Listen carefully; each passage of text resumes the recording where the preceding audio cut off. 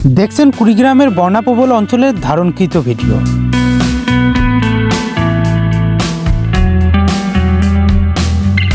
এদেরকে যখন কাছ থেকে দেখি তখন চোখে পানি ধরে রাখাটা ছিল আমার জন্য একটা বড় চ্যালেঞ্জ। মনে হয়েছিল যদি বাবার লক্ষ কোটি খানেক টাকা থাকতো তাহলে এদের মনের আশা হয়তো নিবারণ করা যেত।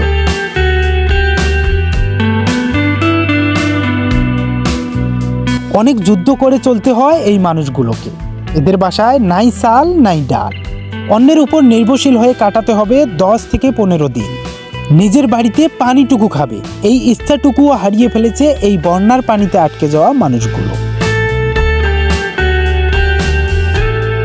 এই করুণ দশার কিছু মানুষের কাছ থেকে জানতে পেরেছি 3 দিন পর্যন্ত না খেয়ে থাকতে হয়েছিল এই বন্দি করা ঘরগুলোর ভিতরে।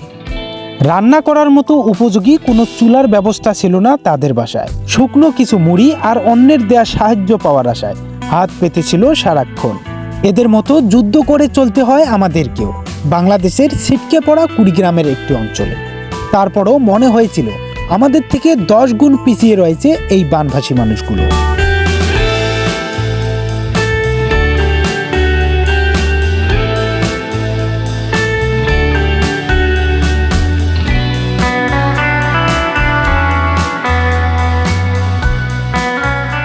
এই ভিডিওটা দেখে নাও বুঝতে পারেন যদি আর 5 দিন আগে ভিডিওটা করতে পারতাম।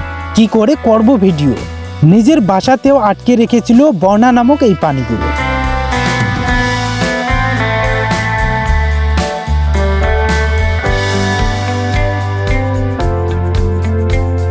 দোয়া করবেন আমার জন্য, নিজের স্বার্থ মতে যেন পাশে দাঁড়াতে পারি মানুষের।